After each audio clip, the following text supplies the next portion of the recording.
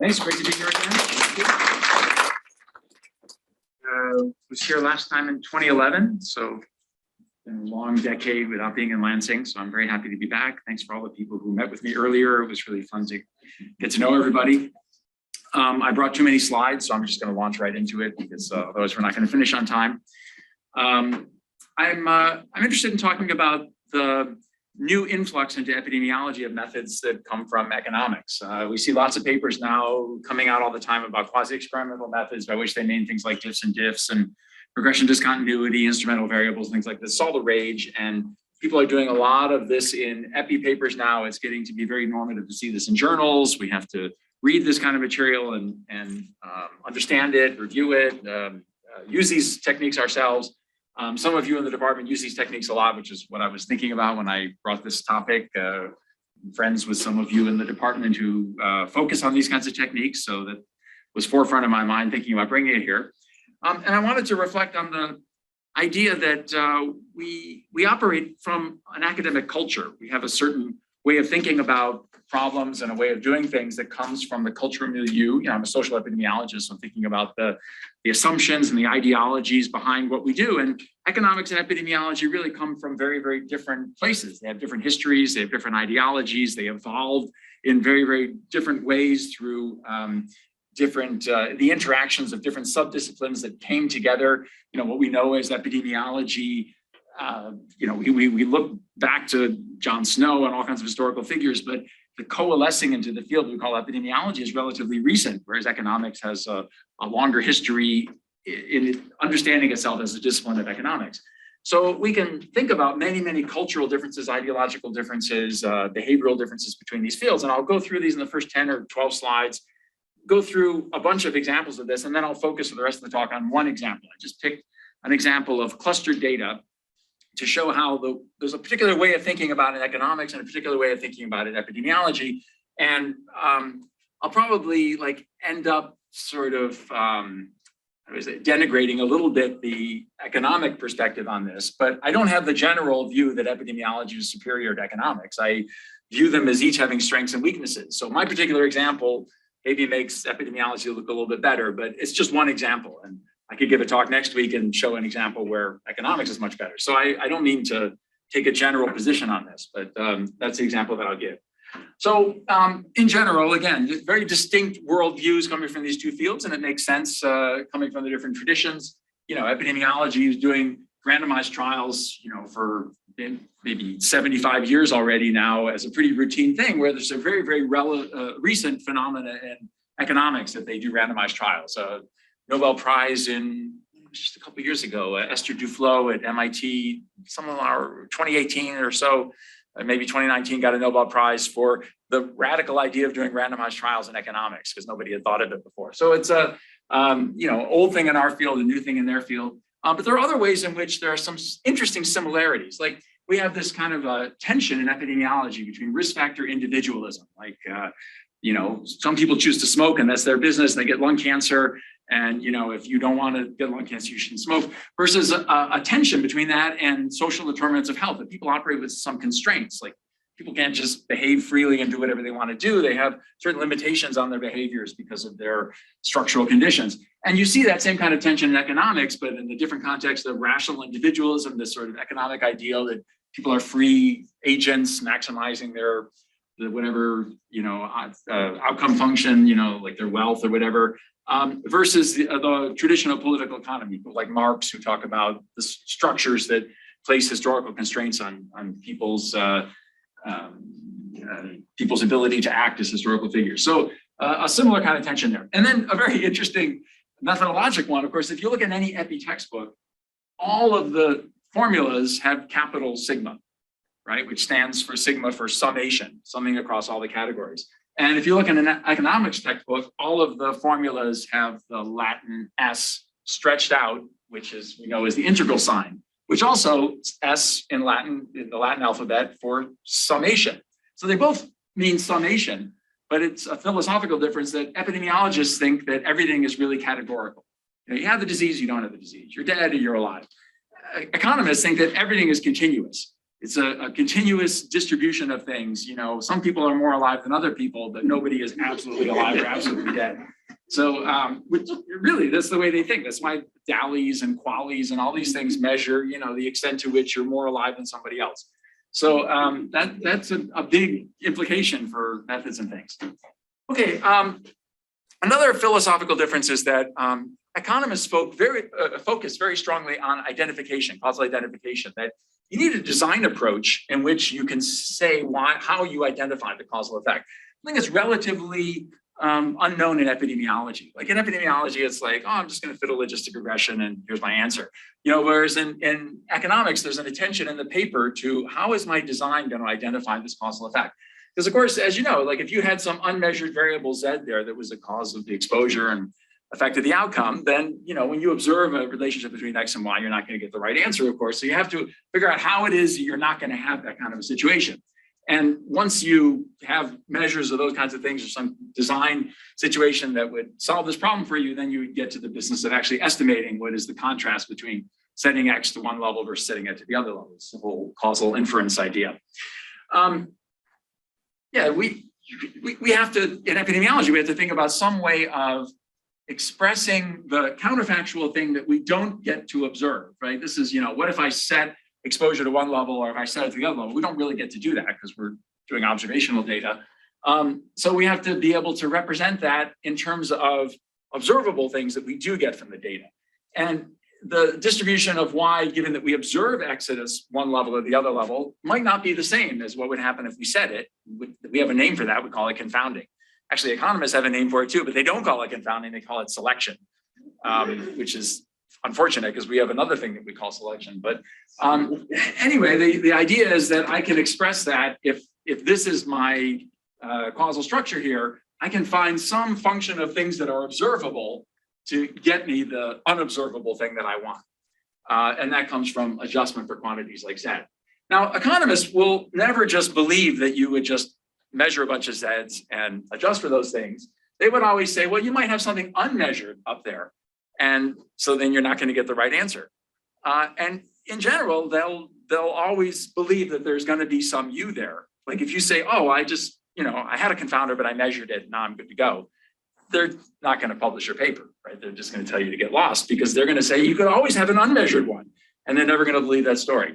So they would say you have to find some exogenous variation in the exposure, some variable Z that affects who gets exposed and who doesn't expose. That has nothing to do with the outcome. You can use that to instrument the causal effect. It's very interesting, this kind of selective skepticism, because they'll never believe this story that, you know, I could find that U, but they will believe that you could find the Z. Right? Which of course requires that you believe that there's no confounding of the Z, which is the thing that they wouldn't believe when you said there was no confounding of the U. So they're very skeptical, but only skeptical of the things that you say, not the things that they say, which is an interesting cultural difference about sort of what things we're trained to be skeptical about and what things we're not trained to be skeptical about. Now, we recognize in epidemiology that there are a number of structural biases that affect our analysis. We have the thing that we call confounding, that they call selection bias. And then we have the thing that we call selection bias that they don't call anything, because as far as I can tell, they don't know that it exists. We use DAGs, which they don't have yet to any great extent. A couple of economists who have said, hey, maybe this is a good idea. Maybe we should try this DAG thing. But for the most part, they reject this as not helpful. So I've never seen this very well described in the economics literature. Maybe it exists somewhere, but it doesn't seem to exist in the general, sort of the normative economics paper. And then there's a lot of attention in epidemiology, probably not enough, but a lot of epidemiology to misclassification and measurement error. And there probably needs to be more in epi, but I think it's even less attention in economics in general. They seem to have fewer adjustments for measurement error than we do.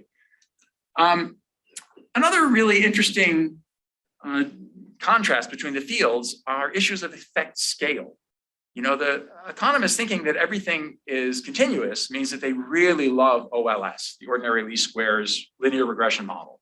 They like to think that, you know, they're really focused on the mean, and they like to think that the sampling distribution of the mean is normally distributed because central limit theorem. And so they're really focused on the additive scale because that's what comes out of that model.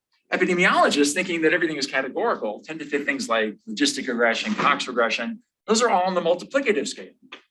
And, you know, these are different scales. One is no more true than the other, but things could exist on either scale, and there's no normative solution to this problem. Like if I said, one risk factor causes 10 extra of something, and another risk factor causes 5 extra of something, what do you get when you have both risk factors? And there's no absolute, there's no necessary answer to that question. That number could be anything. So economists are likely to say, well, it's just the sum of these two things. And epidemiologists are likely to say, oh, it's the product of those two things. But that's just because of the habit of the kind of models that we fit. This becomes very, very consequential in, this is just a picture of the different ways that it could work out. Like if things are exactly additive, then across some range of some covariate, all your risk differences are going to be the same and your risk ratios are going to decline. If they're exactly multiplicative, then your risk differences are going to increase and your ratios are all going to be the same. But of course, things can be less than additive or greater than additive. They can fall anywhere on this continuum. There's a nice new paper by Tyler Vanderweel in which he divides this into 9 instead of 5 possible ways that they can combine. So you can play this game as deeply as you want. But this comes into play in models where the identification story that the economists tell in order to say how they're getting the causal effect is the extension of some parametric model form.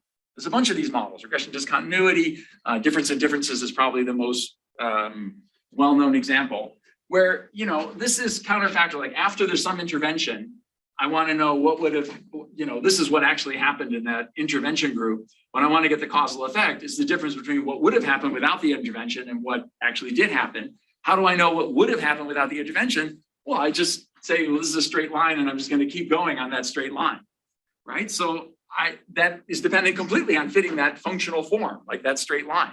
If I had fit a curved line, then I would get a very different answer. This question of effect scale, how I fit that line, becomes very consequential. If you, to reinforce this point, think of the simplest 2x2 example, where I just have like a diffs and diff setup in the classic way, where I just have, 2 groups, one's going to get the treatment, one's not going to get the treatment.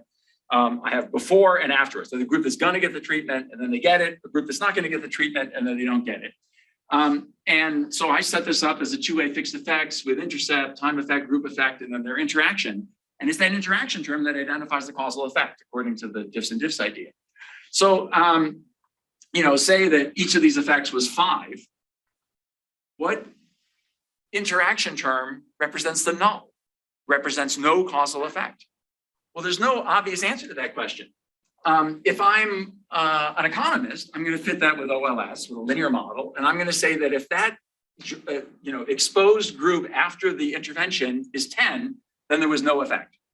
And if I'm an epidemiologist, I'm going to fit it with logistic regression, and I'm going to say that exposed group after the effect, if it's 25, then there's no effect. So I get a completely different answer. I mean, this is why we look at the pre-intervention trend line. We can't just do it as a 2x2, because otherwise this is completely not identified. So that's a cultural difference between what model we would reflexively fit. Okay, another clear example between economics and epidemiology is that you would never get a table like this in epidemiology for several reasons. One is it's got a bazillion variables, which we don't do. We're like, that variable is not doing anything, let's get rid of it. So that our tables are a little bit more concise. And then the other thing is all these crazy significant stars. So that's a place where I would definitely say economists are crazy, because we got past that thanks to Ken Rothman and the work of other people showing how crazy null hypothesis significance testing was. But economists are still deeply mired in that paradigm. There was a good economics book written by Deirdre McCloskey saying, you guys are nuts. Like, this is a crazy way to do things. But she was pretty much ignored. This is pretty much what economics continues to look like. So then there are all kinds of other cultural differences, performative aspects of disciplinary culture, things like, how people dress, obviously you could, who buys the nice suits, right? It's not the epidemiologist. Presentation of publication style, like we talked about, p-value stars, pathological levels of self-esteem. It could exist in both fields, but I think one field is a little bit more famous for that.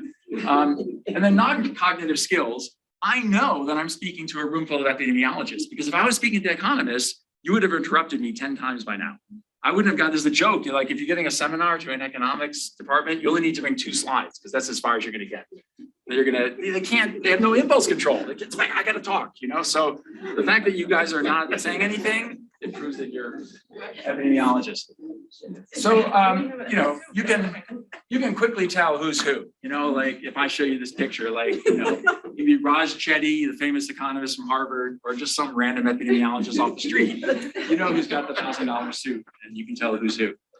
Another interesting thing, I sat down to lunch today with the epi students, and I was the only person who with a male gender identity at that table, as far as I know. Our public health students in McGill are probably 80% female. I get the impression it's a similar distribution for you folks here, and I think that's happening all over schools of public health in the United States. It's not true for economics. And why is that? I don't know. There's some cultural difference there about who goes into the field, who survives in the field. But that's certainly a cultural distinction. I'll pick my last example now, which is this cluster data example. So since this is a department with a lot of perinatal research, I gathered that at lunch today too. Everybody seems to be studying either nutrition, especially breastfeeding, or perinatal epidemiology. Actually, 80% of the students were students of Dr. Misra, so maybe that's some confounding, some clustering there. But so I'll pick a perinatal example to show how they deal with this multi-level problem that they have of kids clustered within the same mom. How they use it actually to their advantage. They have a design that makes use of 2 kids from the same mom or more than 2 kids from the same mom. And then how they deal with that in their economics framework. Now, I picked this paper because it's a good paper in a good journal. You know, I'll sort of criticize this approach, but I picked this because it is a strong paper. It's not a weak paper. They have a good sample size. They have an excellent design. They articulate very clearly this econometric perspective on the clustering, and so that's why I use it. But again, I'm not criticizing these people. These people are fantastic. They do really great work. So it's just a difference in cultural perspective. It's not that I think this is a bad paper. It's actually a very good paper. So they're interested in the effect of assisted reproductive therapy on the outcomes in the kids, right? So, you know, if you were a kid and got assisted reproductive therapy, are you more likely to have some adverse birth outcome like preterm birth or something like that? I mean, there are other studies about other things when the kid's older, but they're focused on things right at birth.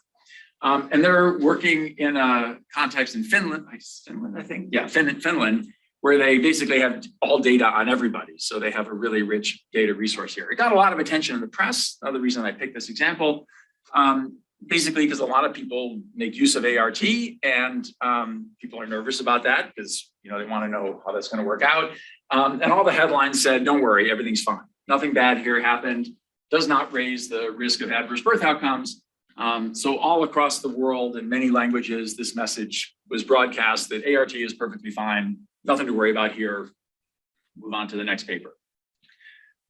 Okay, so just the quick basics of this. This is taken from the Finnish population, so they have all the data on everybody.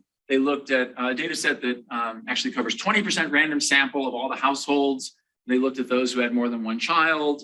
They picked a period of years here, 1995 to 2000, where they're gonna look at all the births there. And then they can identify kids who were exposed to ART because of the prescriptions that were filled by the mom. So they have a prescription drug database. And if you're using one of these various ART therapies, IVF, induction, ovulation induction, artificial insemination, or ICSI, then I guess there's a telltale pattern of prescriptions that the mom is getting. So they get rid of the triplets, have some age range here, and they're interested in 4 birth outcomes. 2 of them are categorical and 2 of them are continuous, right? Birth weight and gestational age, or the categorized versions of birth weight and gestational age. They have child level covariates, things like, you know, the sex of the child, or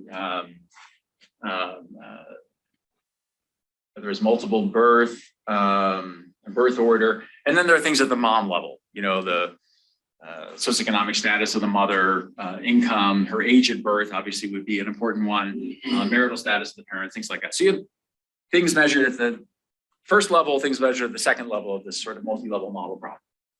And they were smart. They knew not to adjust for potential mediators like gestational age.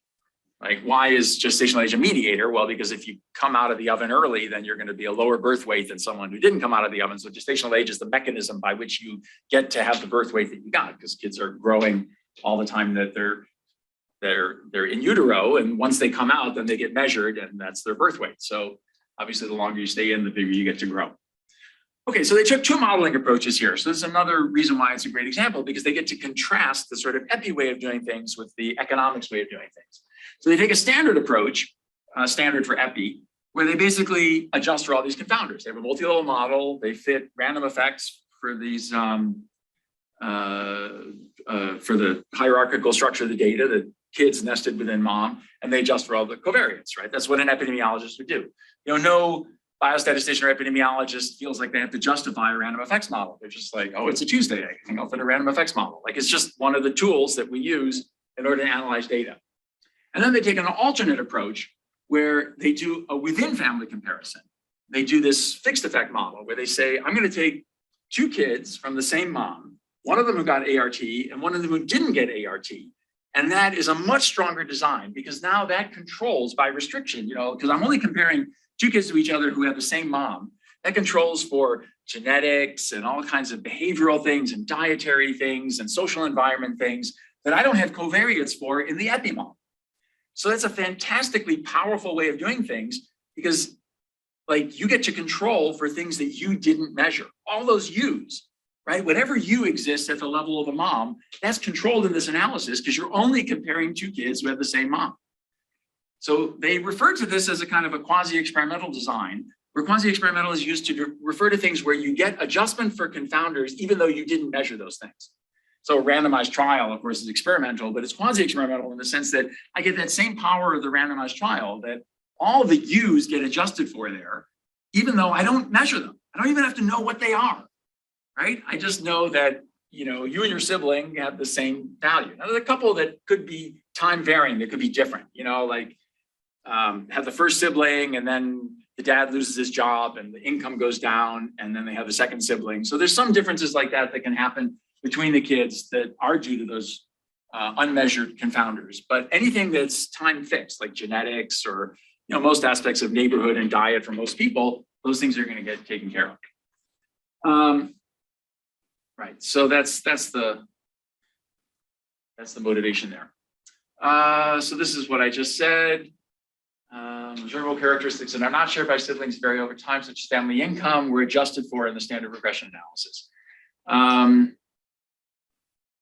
Yeah, they said they didn't adjust for any changes in education, marital status, because they didn't observe much variation of those things across kids.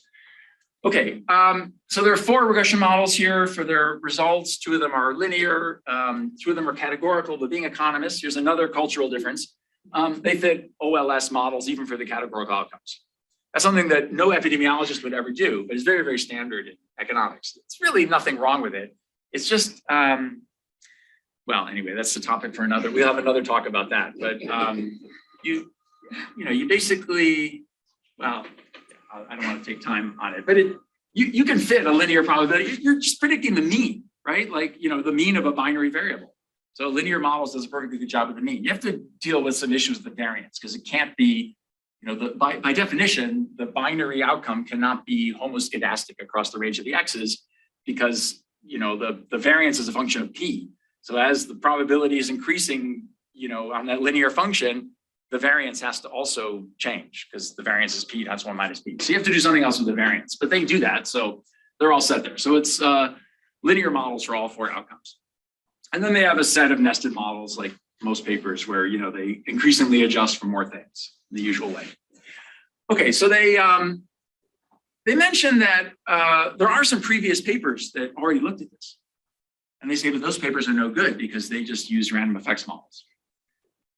So this requires a slight digression to just review, in case you haven't had a class in multi-level modeling, what's wrong with random effects models, right? Like, again, I said a biostatistician would just reflexively fit a random effects model just because it's in the toolkit. Like, oh yeah, let's fit a random effects model. But they say, oh no, you can't do that because that could be completely wrong. Well, how could that be completely wrong? What could go wrong with that? So let me digress for 5 slides and show you an example with a random effects model. I don't have the GOISIS data here, so I'll just grab another data set of pregnancy in US women here, 8,600 births from about 4,000 women here. And I'm looking at smoking during pregnancy. So I got a bunch of covariates here, but I've got several births, between 2 and 3 births for each woman. And I've got smoking during pregnancy. I want to know if smoking is bad for you. Does it lower your birth weight? Right, so I could just fit a regression model, but this would be wrong, of course, because it's clustered data, right? I can't just, these epsilon IJs are not independent and identically distributed because 2 kids within the same mom are correlated. You know, if one kid is small, the other kid's likely to be small because they share the genes and the mom and all that stuff. So I have to fit a multi-level model. So the random effects model just puts in a variance term here for the cluster. So each mom gets her own intercept, but I don't estimate that intercept from the data directly. I draw it from a normal distribution. So all I have to estimate is the variance of that distribution. It's very efficient that way. Like I have 4,000 moms here and each one gets their own intercept, but I don't need to estimate 4,000 intercepts. I just say those intercepts come from a normal distribution that has this variance, right? And I just have to estimate that variance. That's one parameter. So it's hugely more efficient. So this is why we're interested in doing this, right? This is why we fit this model. And we just say those epsilons come from a normal distribution, those mu's come from a normal distribution, and we just have to estimate those variances. So I only have to estimate 3 things here. Fourth, when I have to estimate a couple of covariate effects here for the variables I'm adjusting for, my exposure effect for smoking, my grand mean here, and then 2 variances, right? So, you know, half a dozen things, as opposed to a fixed effect model, which would involve 4,000 intercepts here for the 4,000 women. So much, much more efficient. So I go ahead and fit this. I use Stata. So this is Stata software. And you can fit whatever software you want. So I see that smoking costs you 200 grams, right? If you smoke during pregnancy, your baby's going to be 200 grams lighter. Okay, so that's if I'm an epidemiologist, I just go ahead and publish that, right? But suppose I only had ecological data. Suppose I didn't have individual data. I just knew for each woman the average birth weight of her kids and her average smoking behavior. I can specify that model. Like I just sum things up here. So I've got the average birth weight for each mom, and I've got her average smoking behavior and her average for all the other covariates. And now I have a single level model again. And it's the typical model we might fit if we only had ecological data, right? Like the average in each community or whatever. And Stata will do that for me. I just put in this option BE for between, and it fits that model. And it should be the same thing, right? You know, a woman who smokes half the time should, you know, lose half of 200 grams, you know, like the whole thing should work out so I get the same answer, but I don't. I get that you lose 300 grams. So something is fishy here. So let me do it the other way and say, now let me model just the deviation between each mom's mean and this particular birth. You know, on average, this mom gives birth to whatever, 3,500 gram babies. This particular baby was 3,000 grams. Therefore, this residual here is 500 grams different. And I'm going to model it as a function of how different is her smoking on that pregnancy from her usual smoking, how different is her age from her usual age, and all the other things as differences from their means. And this models only the variation within a mom. So this is, in fact, the fixed effect model. This is the same as giving a separate intercept for each mom, like estimating 4,000 intercepts, right? So I could fit this model as well. And again, I should get the same thing. If the random effects model is working properly, I get the same results here, but I don't. I get the smoking costs you 100 grams. So does it cost you 100 grams? Like the fixed effects model says, 200 grams like the random effects model says, or 300 grams like the ecologic model says. The fact that those disagree is a sign that something is broken here. Something is not working. What's actually happening, of course, is that the random effect is confounded. The women who are smoking during a particular pregnancy are doing something else. They have some other characteristic, right, that makes them not exchangeable with the women who are not smoking. You know, like we don't have drinking here. Maybe they also drink alcohol. Maybe the alcohol is the cause of the loss in birth weight, and smoking and alcohol tend to go together, but it's not smoking. It's the so it's something like that, something unmeasured like that that's causing the problem. And the random effects model is vulnerable to that in the way that the fixed effects model is not vulnerable to that, for the reason that I told you before, that it adjusts for all characteristics of the mom, whether measured or unmeasured, as long as they're consistent across pregnancies. So economists always check both of those models. They do something called the Hausmann test, which, again, there's a command in Stata that does this, Hausmann, right? And because the data was written by economists. So it gets the vector of coefficients under the fixed effect model, gets the vector of coefficients on the random effects models, the joint significance test, of course, significance test, because they're economists.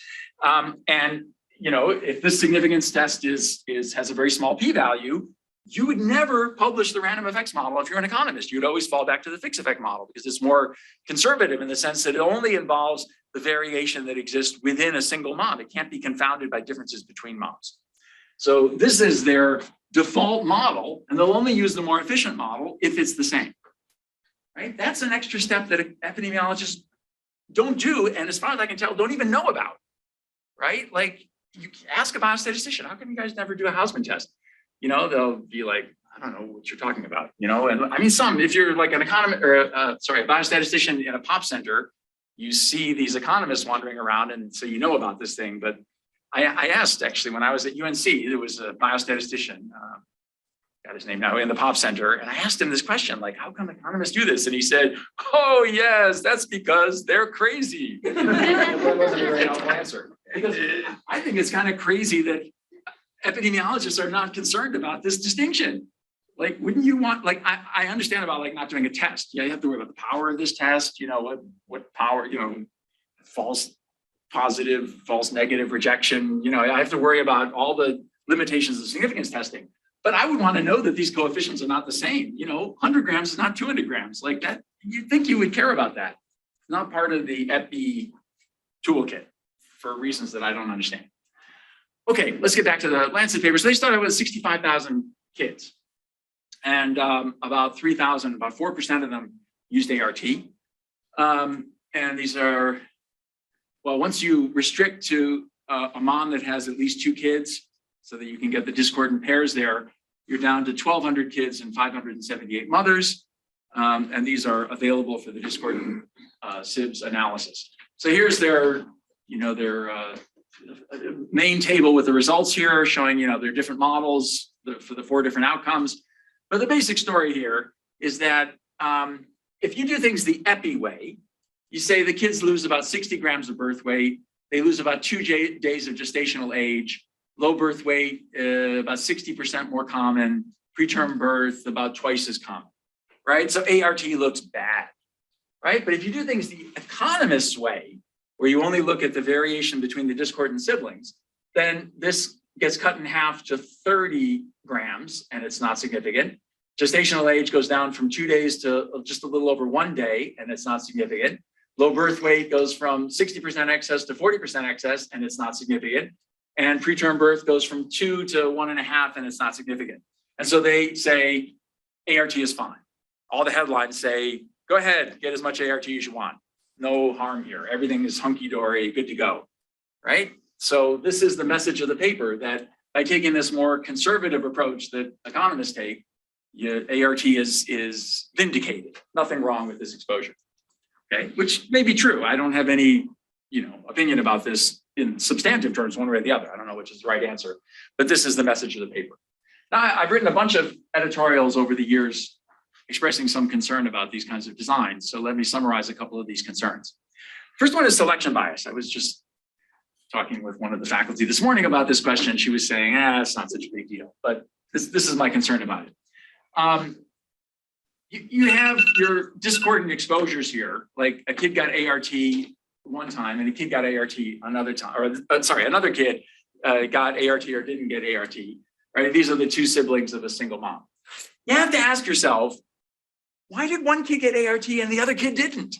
Like, most of the time, these things are going to be consistent. If the mom has subfertility, right, she's got subfertility for all their kids. Like, it's a kind of an unusual thing that you would do it for one kid, not the other. It happens, obviously, but it's not the usual pattern.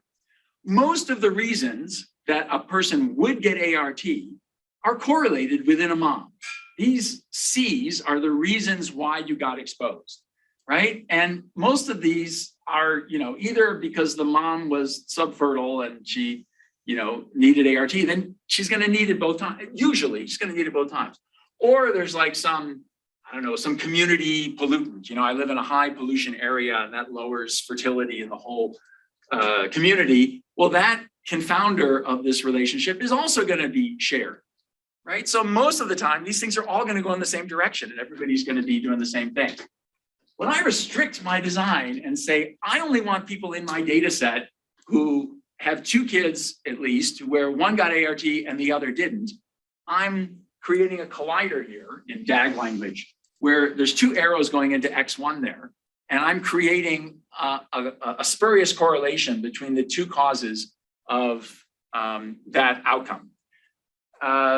And that additional spurious correlation that I'm creating means that I'm basically upweighting the unique confounding. That is, if there was something idiosyncratic that happened, something funny happened on a pregnancy, like suppose it's rare that a woman switches partners between kids. It happens, but it's not the usual thing. But it happens occasionally that, I have a kid with one husband and then, or a partner, and then something happens, and by the time I have my next kid, I have a different partner. And it's the husband, it's the man who's subfertile, right? So then I need ART on one pregnancy, but I don't need on the other. That can happen. It's probably a small percentage of birds. But in my data set, because I require that these be different, those become much more common in my data set. Those weird idiosyncratic things that go against the natural order of how people get exposed, those things become common in my data set, even though they were rare in the population, right? So there's a paper by Frizzell and Scholander from Sweden talking about this in causal terms. Actually, the DAG is from them here, explaining how this happens and in DAG terms, what's going on here, and the fact that you're upweighting these unique sources of confounding.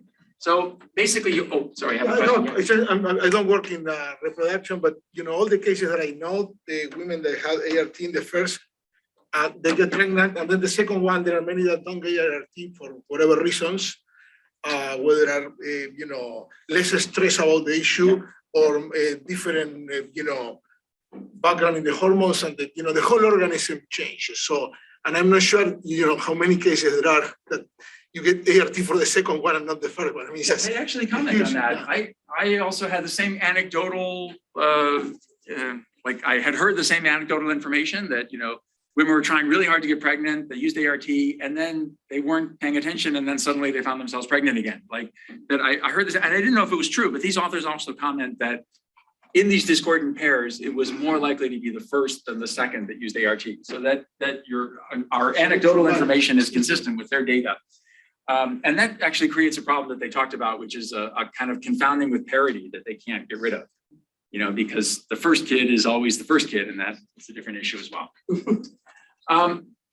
Anyway, so they just explain how these paths are going to lead in general to the exposures being concordant. And by forcing them to be discordant, you create this confounder, this collider, sorry.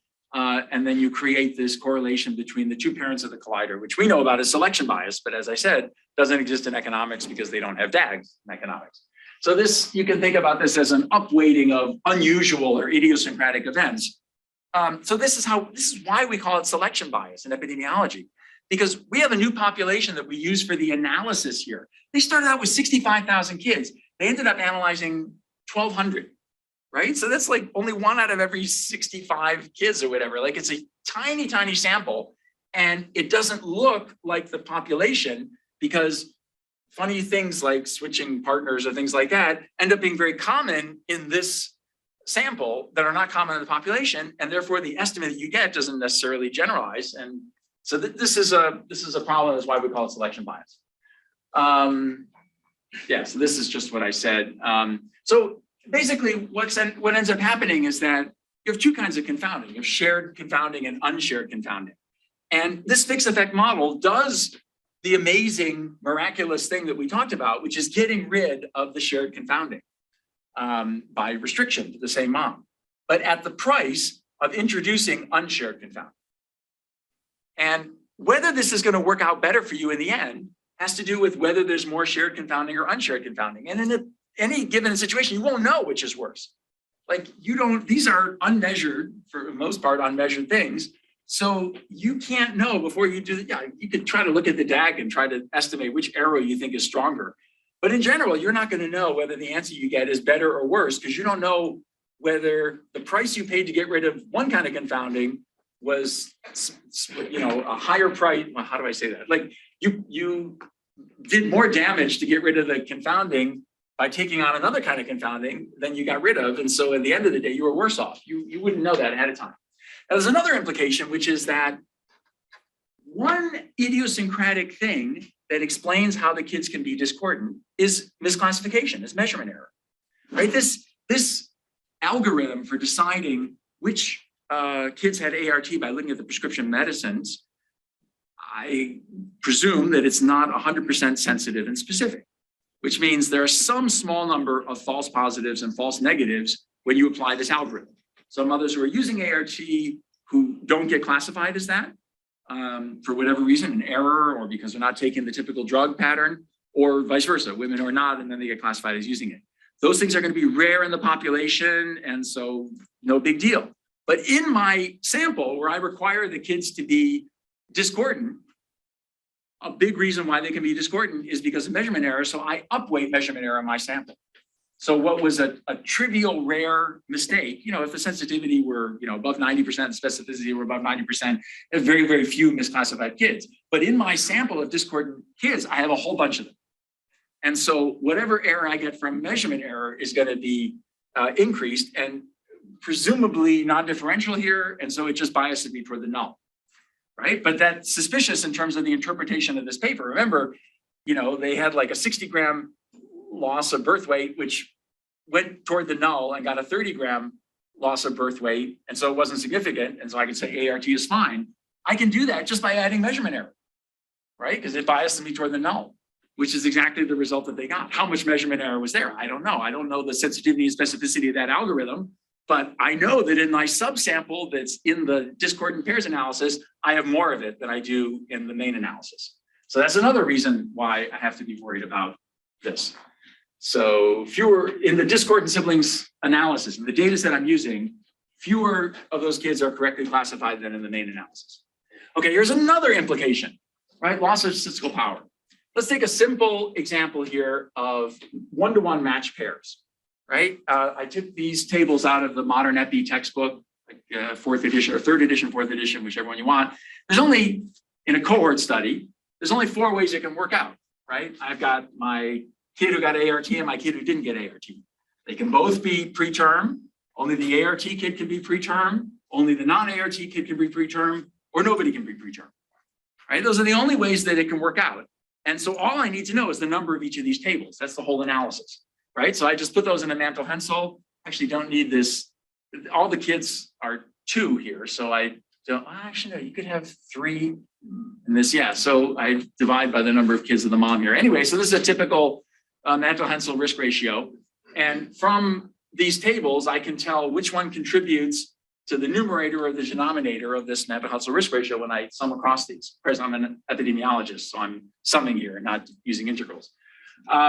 So T and U both have A1 as 1, so they contribute 0.5 to the numerator. 1 divided by 2 gives me an extra 0.5 up the top. The V and W's contribute nothing upstairs. This guy contributes 0.5 downstairs, and U and W contribute nothing downstairs. So I end up with some pairs upstairs, some pairs downstairs, and W contributes nothing. Doesn't make any contribution whatsoever. You know about this as epidemiologists from match case control studies and stuff like that, that the concordant pairs are completely non-informative. If you just toss them out of your data set, you get exactly the same answer. They don't tell you anything, right? You can see in Modern Epi, by the way, that you can get the same Mantel Hensel risk ratio by just adding up the number of these pairs, and there's no W there, right? The W doesn't tell you anything. You don't get any information out of it. All those are just straight to the waste bin, like they don't do anything for you. Okay, let's say that 7% of my pregnancies are preterm. That means that those W pairs should be about 86% of my data. So I thought that I went from 65,000 kids down to 12,000 kids, but I didn't, because I threw away about 85 or 86% of those 1,200 kids. So I'm really only dealing in that final analysis with a couple hundred kids out of 65,000, because I threw almost all of them away. Okay, that's for the categorical outcome, not for the continuous outcome. So as we say in Quebec, quel gaspillage, like what a waste of data to start out with 65,000 and only analyze a couple hundred for an outcome that only has a prevalence of maybe 7%. So you're only getting a couple of events there in the analysis data set. Okay, so maybe this is like chemotherapy, right? Like maybe the treatment can be worse than the disease. Like I'm going through all this trouble to do this fixed effect analysis the econometric way, and I can actually do worse than I would have done in the so-called polluted analysis, you know, the confounded analysis that economists would never touch with a 10-foot pole, right? Because it has to be pure, it has to be no confounding in it. And yet I end up with this completely useless analysis because it's only got a couple of kids in it, right? Oh, but it's unbiased, right? So why are we biased against bias, right? The problem is, of course, bias is not the only source of estimation error, right? You have other reasons why you're not getting the right answer, and bias is not the only one. So clearly an important other consideration is variance here. So we know that, you know, a measure of how close we are to the right answer is the expected squared error or mean squared error, right? And that's the difference between the true parameter and our estimated parameter squared. Like how far are you from the truth, right? And we know that this can be decomposed in a sort of Pythagorean way between variance, which is the squared distance, and bias squared, right? Which is another squared distance. So those two squared distances add up to this squared distance, like a squared plus b squared equals c squared, right? And what that means is that I get rid of all that bias. Well, that's great. But if my variance goes way up to compensate for that, then I'm doing worse at the end of the day. I'm not doing better at the end of the day, right? So let me take another example from a paper that I commented on by Steve Gilman, right? He took exactly the same strategy. So he started out with a risk ratio of about 1.6 here, 131 to 191. And then he said, oh, but that's no good. I have to do a fixed effect analysis like the economists tell me to do. He ends up with 1.23 with a confidence interval that goes from 0.8 to almost 2 here, right? So the fixed effect standard error for the log risk ratio is 0.225. The unrestricted data set was 0.096. So my standard error went up 2.5-fold, right? What happened? My point estimate went down by about half, but my variance went up almost 3 times, right? So I'm obviously doing worse at the end of the day. I'm not doing better at the end of the day. If I had to do a PhD dissertation, which I only get to do once, right? Hopefully I only get to do it once, right? I can pull my, well, let me show you a picture, right?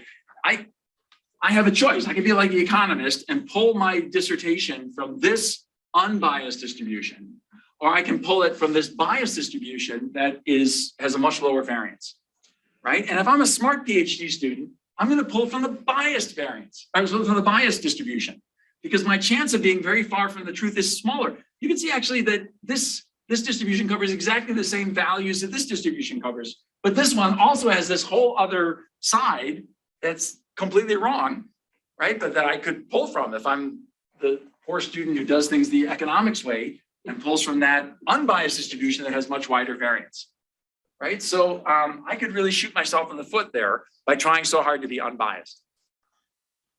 Yeah, it's just says the same things. Point estimates are not very different, but the fixed effect estimate is dramatically less precise. So again, the entire range of hypothetical risk ratio values that are compatible with the data under the marginal model are also, that's the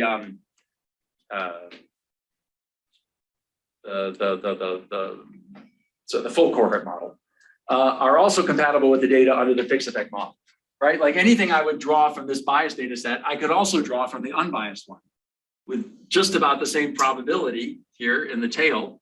But I could also draw all of these values over here that are unlikely under the full population model. Okay, so when a very small subset of the cohort is available for the discordant analysis, as in the Lansing paper, one must be very concerned about selection and power. So selection is this story about how is it that these kids got to have the different exposure? Like, think about that for a minute. Like, you know, how is it that they got to be different? And do you really want to analyze only the kids who got to have a different exposure through some idiosyncratic mechanism? That's my question. You know, you think about this in terms of the overrepresentation of these idiosyncratic situations. And then power, the fact that especially if you're dealing with a categorical outcome, that you're going to end up for any outcome that is relatively rare, which we tend to focus on, things like preterm birth and low birth weight and things like that, that don't happen to the majority of the population. Any of those things, you're going to end up throwing away almost all the data when you do this matched analysis, because the concordant outcomes disappear. Now, if you're doing case control study, you get 2 of those tables that disappear, that contribute nothing. If you're doing a cohort study, you only get 1 of those tables that disappears. But when your outcome is rare, that one that disappears is the one that has most of the data in it. So that's not a very smart strategy either. This is very common. Like I picked the GoISIS paper because it was a strong paper, but you can see that I just grabbed another JAMA paper very recently. So they do things the EPI way, 1.42. They do things the economist way, 1.14. You can see that just like in that Steve Gilman paper, the distribution for the full cohort analysis covers the exact same territory as the fixed effect analysis. It's just less precise. So it covers that territory and more. So I mean, if the truth happened to be, that we're on the opposite side of the null, well, then you're better off. But if the truth is that it's above the null, then you're doing much worse. So which is the truth? Well, if you knew the truth, you wouldn't be doing the study. So obviously you don't know which is worse, but you can do much worse with this strategy, not necessarily much better. This is just Pubmed Search on sibling and matched or fixed effects, showing how common these are becoming over time. Like, it's a very attractive idea. It's really nice to get rid of all the confounders, even if you didn't measure them. That's a very seductive idea. So people do this more and more, but you have to be attentive to the downsides of this. Like, yes, it's got this cool feature that you get rid of some kind of confounding, but it's got this unfortunate feature that you grab a whole bunch of selection bias and a whole bunch of imprecision when you do that. And so you could be making yourself much worse at the end of the day. So that's what I wanted to say. This is like that error message you get where it says, push this button to fix it, and it's not highlighted. And so then you just throw the computer out the window. Okay, thank you very much. Okay,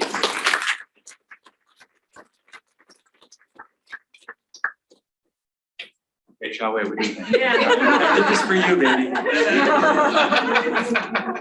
I know. Okay, so fair point. I came with open mind, wanted to be convinced that this is a problem, but I think you picked an example that favors you, right? This ART example, especially because of this happens because of selection. That so you not quasi-experimental. Yeah, exactly. So it's not. Following up, I'm an econ grad student, and you chose a paper from someone whose background is not in economics, but in demography. That's And true. you chose That's right. When they one took the economic that perspective. published in a journal that an economist would not typically publish in. So you perhaps chose Unless a you're Chris paper Murray. that failed to implement the economics well. See what a good economist is? She totally interrupts. Yes, You I can go finished. on. Thank you. Yes. But I do have another question. What, because the ART is not supposed to be applicable to the whole population anyway, why should I care about the effect in the 65,000 people anyway, right? The ART is a selective procedure that's only probably going to be selected by this proportion of people that we're looking at. So Okay, so that's a very difficult question about sort of confounding by indication. If you need a particular diagnosis in order to get a medicine, what is the point of an average causal effect across the whole population of that medicine? Like, I don't care what the effect of antihypertensive medication on you if you don't have hypertension. So the only people that can get the antihypertensive medication are the people who are hypertensive. So if you take that position, then you need to think about a randomized trial of people who need ART and flip a coin to see who's going to get it and who's not going to get it. yeah, so if I can figure out who is going to be infertile, I'll do the study among them. Yeah, but do you think that these discordant siblings, one kid needs it and the other kid doesn't? Is that what's going on? I don't know why there's discordance in So ART. what I would say is that when you're looking at that whole population, you're looking at the mean for this whole population that a lot of people aren't being treated for. But when you're looking at that small population of discordant pairs, you're looking at the marginal effect of the person that barely at the margin may need this. what economists call marginal effects, not what you think of as marginal effects. Right, that's another language difference. Yeah, I understand what she means when she talks about Yeah. at margin. Yeah. So you were comparing an average in the population where a lot of people don't need it versus the person at the margin that may need it. So that's part of why they're different too. But one of the problems then in this discussion of the potential heterogeneity, the effect of this medication on people, is the ambiguity about the definition of who needs it. So this gentleman was saying it's a typical pattern that someone tries to get pregnant for a while, doesn't succeed, so they use ART. Then they got their kid and they're going along happily, and then suddenly the woman's pregnant again. Like, how did that happen? So did that second kid need ART? Like, or did the first kid not need ART but got it anyway? Like, I don't know what the answer to that question is, because it's an ambiguous, you're dividing the population into these latent categories. And it's ambiguous to me who is the person who needs this medication and who doesn't need it. Yes. I agree with I'm sorry, can I just add on with your student here, in a sense, this maybe not applying the fixed effect method in the best way, because if I'm choosing a different exposure, air pollution, whatever, right, it's not influenced by selection so much, then I would believe the result more than this. And that's, so there are That's what cases I was where, gonna say is that you mentioned like ART is not determined by a lottery, but you could look at exposures that are less Less selected, confounded by less indication. confounded. So you could look at a policy that changes between two pregnancies or other conditions that change. I think that's, I recommend more- Janet Curry's papers on like Medicaid variation over time within siblings. That's more of a random lottery of did Medicaid expand in your state between the two siblings. So people being randomly distributed between states, and states for exogenous reasons picking a policy. Like But then two siblings, like one had Medicaid and one didn't, but they were born to the same mom in the same state. oh, right. So that's a also little bit, parenting yeah. issue, so. Yeah, that's okay. I see what you mean. So like there was a change in policy on a particular day and one kid happened to be born before and the other kid happened to be born after. Yeah, that's getting a little bit closer to the kind of identification strategy and like regression discontinuity, where you're very close to the cut point and you just arbitrary whether you happen to be on one side or the other side of the cut point. Yeah, I agree that those kinds of stories for identification stories are more compelling because they make a stronger case for exchangeability. Like the kind of lottery situation you're talking about. They so with the random, are with more the fixed persuasive as effect- quasi-experimental. Yeah. With the random effect, you can think of it that you need the counterfactual to be that there are counterfactuals for it. The exposed moms there's a counterfactual of other moms that are not exposed. And with the fixed effect, the mother is her own counterfactual. So I think then you just, if you're thinking about the exposure, how well is the mother a counterfactual for herself, depending on the And exposure? it's not the same mother. It's not the same mother. Yeah, with this. Because we change. You know?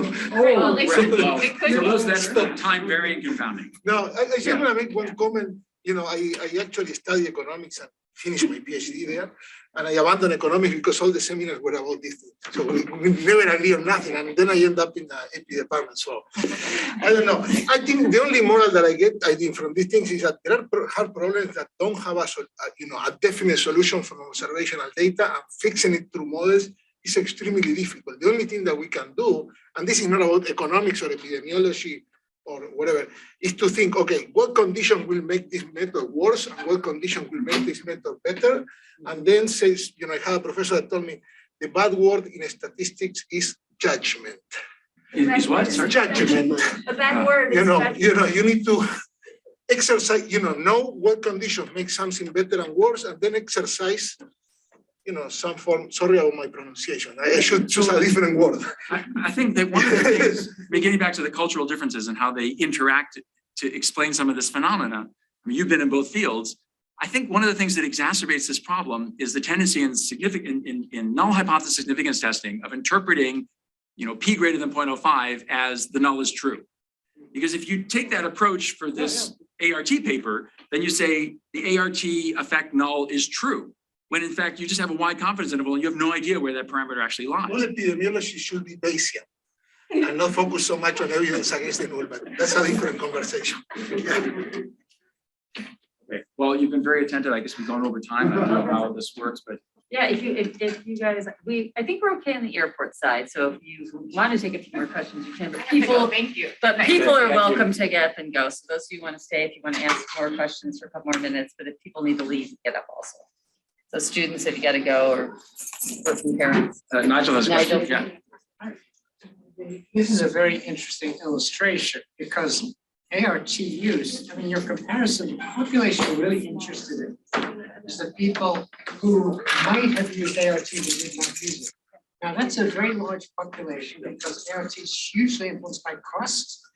Cost, it's expensive. Well, in Finland, do you think it differs by cost?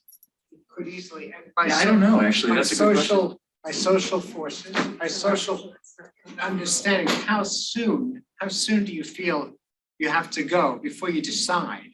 You're pressed into a decision. That's cultural, that's religious, that's familial.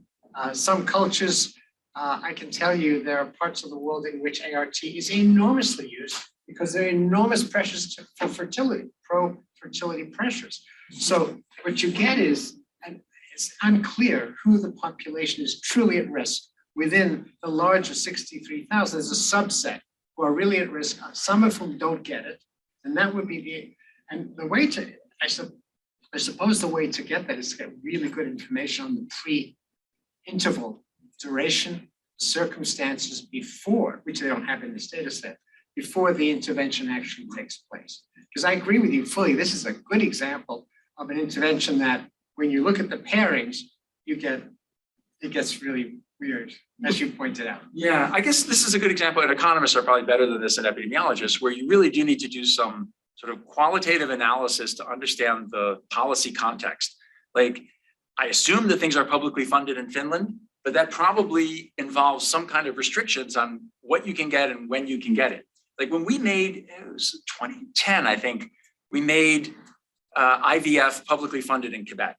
And when they did that, they instituted a regimen where like you have to try with one method for a certain period of months under the supervision of a OBGYN. And if you fail, then you get moved to the next method and you can only try this many times, you get this many cycles of IVF.